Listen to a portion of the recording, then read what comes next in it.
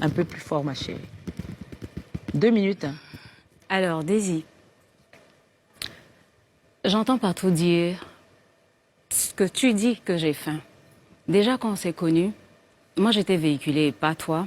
J'avais pas faim en ce moment-là parce que de temps en temps, tu roulais ma voiture, je te proposais aussi.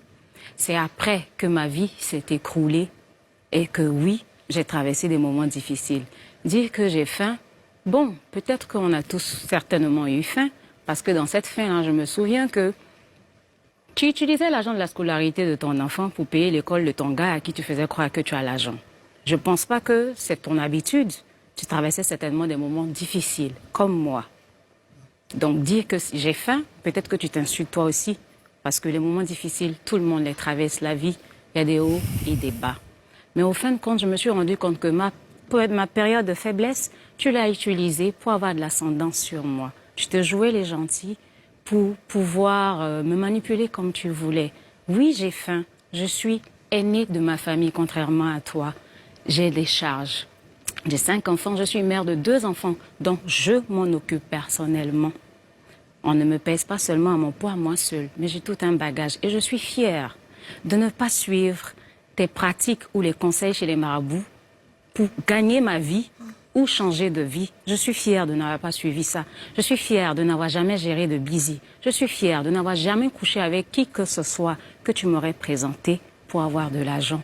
J'ai gardé ma dignité et je suis toujours digne, malgré ma famine, malgré peut-être le succès que j'ai pas encore eu. Mais je tiens tête parce que, aussi insignifiante que je pourrais paraître, tu disais vouloir me produire.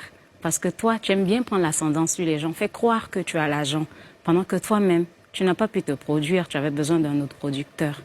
Mais l'assemblage de tout ça m'a fait comprendre que tu m'as jugé selon la situation que je traversais.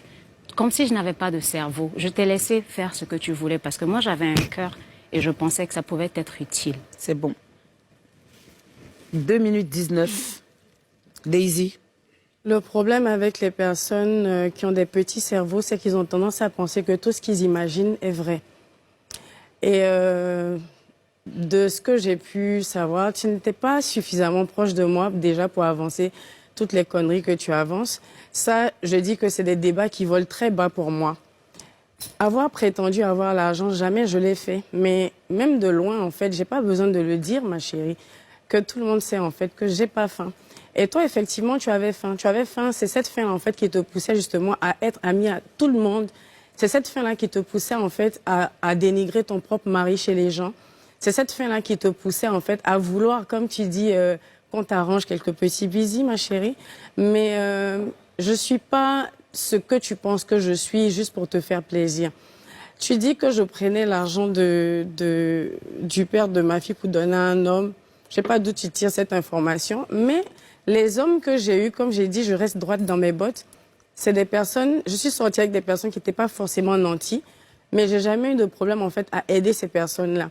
Et vouloir te produire, c'est ma malédiction du bon samaritain en fait. Je n'ai jamais vu quelqu'un dans la merde et laisser la personne en fait dans cette merde-là. Donc, vouloir montrer que j'ai l'argent, je sais pas. Je pense que c'est tes yeux qui ont vu ce que tu voulais voir et c'est peut-être ça qui t'a rendu aigri du fait que je n'ai pas ouvert mon ventre pour que tu puisses laper dedans. Parce que vous vous approchez en fait à chaque fois des personnes, c'est-à-dire que vous venez, vous voulez en savoir plus et une fois en fait que vous vous rendez compte que la personne ne vous ouvre pas les portes que vous auriez voulu être ouvertes, vous commencez en fait à vous braquer, dire que la personne est hypocrite et quoi que ce soit.